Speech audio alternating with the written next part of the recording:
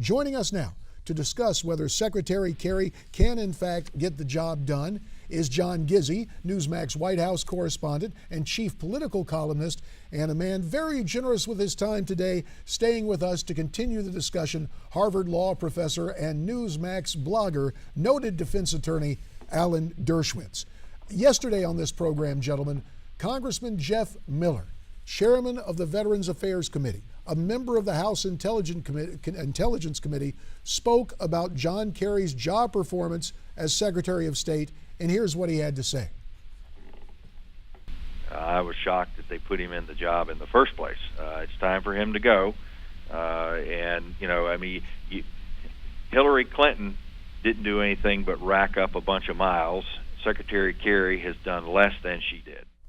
All right, so there is the premise set forth by Jeff Miller that John Kerry should step down as Secretary of State.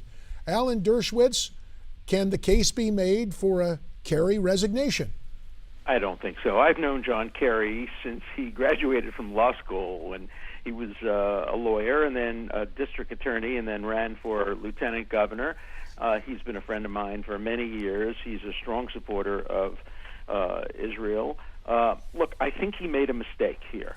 I think that he thought that because the United States could not really pressure Hamas and could pressure Israel, and because he so desperately wanted a ceasefire, that he would adopt the Qatar proposal for a ceasefire. That was a mistake, and it alienated Jordan, Egypt, Israel, some of the other Emirate countries. He did it in good faith, but I wish he hadn't done it.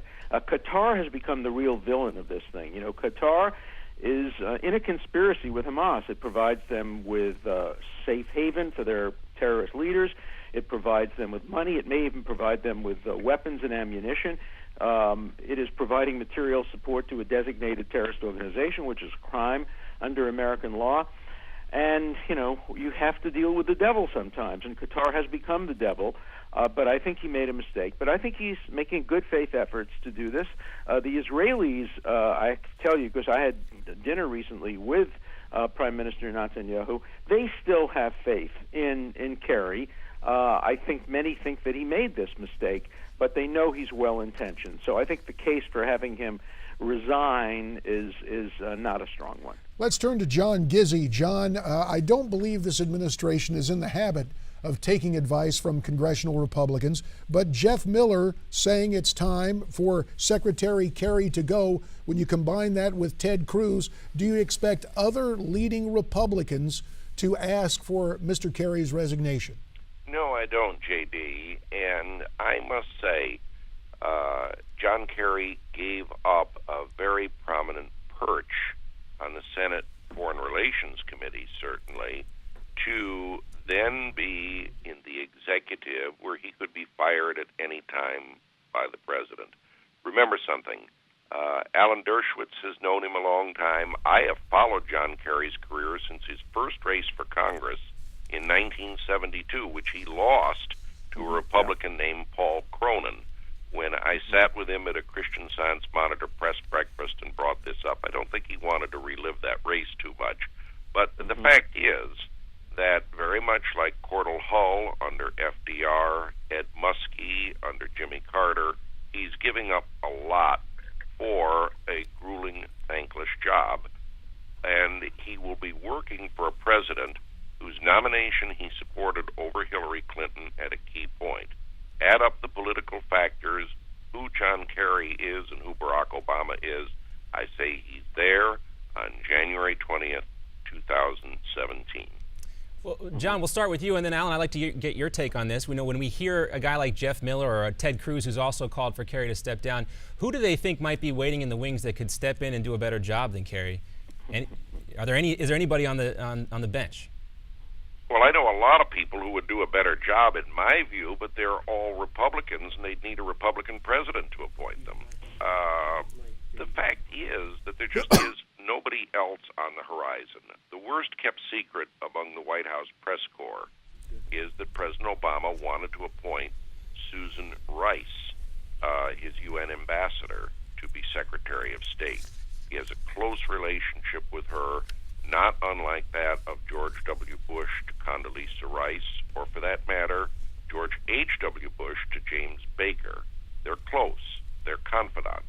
Yet she could never win confirmation after Benghazi, so he has gone to his friend and key political supporter, pivotal political supporter, John Kerry. There's nobody on the horizon. And Alan, do you Also, think... he went- Go ahead. I'm sorry. Also, he went to him because as a senator, he has easy confirmation. The Senate always confirms its own, unless, like with John Towers, there was a major scandal. So it gave him an easy confirmation and an ability to avoid the Benghazi and other things coming up during the confirmation process. And Professor Dershowitz, do you think in some ways that Kerry is paying a price because Obama did not get who he wanted to be the Secretary of State? No, I don't think so. I think that, the relationship between Obama and Kerry is not nearly as close, obviously, as the relationship would have been had the president gotten his first choice. But the president has stood behind Kerry. I think the president made a mistake when he attacked Israeli news or attacked the Israeli government because some newspapers called for Kerry's resignation or attacked Kerry. Israel is a free press, and the newspapers weren't speaking for the government. The government of Israel, through Ron Dormer, the ambassador, and through its former president just this morning, Shimon Peres, and through its prime minister, have expressed support and confidence in John Kerry. So I don't think that the Israeli government is pressuring the United States government on the Kerry matter at all. I think that the newspapers are upset with him, but that's part of freedom of speech.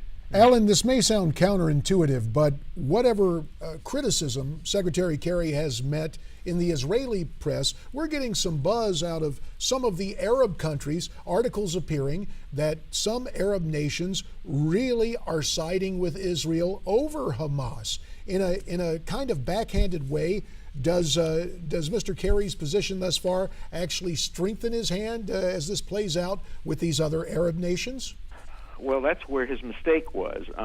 By going to Qatar instead of pushing the Egyptian ceasefire proposal, which was supported by almost all of America's Arab allies in the Middle East. The only exceptions were Turkey and Qatar, who are on Hamas's side and both provide material support to a terrorist group. So no, I think that he hurt his position by moving in the Qatarian direction rather than the Egyptian direction. But I think that's over. That's yesterday's news.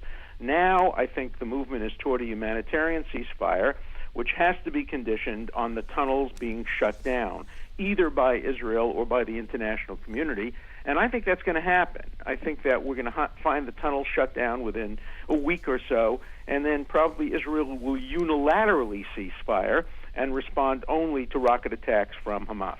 And as you were speaking, Professor, we have a screen image of the New York Times article, Arab leaders viewing Hamas as worse than Israel, stay silent. Perhaps that silence is the problem.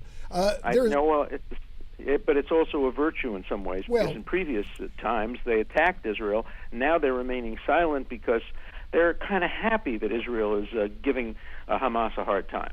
Hey, about a minute and a half left. Before we let you go, let's move to a subject that remains very important. What is transpiring in Iran? There's been an extension of the talks concerning Iranian nuclear power. Why has there not been any progress? And will this be laid again at the feet of Secretary of State Kerry? Alan? Well, I really think that Iran is the most important element in the Middle East. I mean, Hamas does not provide a strategic threat to Israel or anyone else in the Middle East. Iran clearly does if it's allowed to develop nuclear power. I don't believe that President Obama will allow Iran to develop nuclear power on his watch. What worries me is a deal might be made which would permit Iran to develop all the essentials for a nuclear weapon and then have the pullout a couple of years later after this administration is gone, hoping that they would get a candidate as president who would not put the screws to it. And that's the great fear, and that's, I know what Israel fears, and I know what most of the people in the Middle East fear, a nuclear Iran. We'll have to leave it right there. Alan Dershowitz, John Gizzi, we thank you for the discussion. Look forward to visiting with you in the future. Coming up, thank you. Jonah's tomb destroyed by ISIS, continuing persecution of Christians in Iraq. We'll have that and more on America's Forum.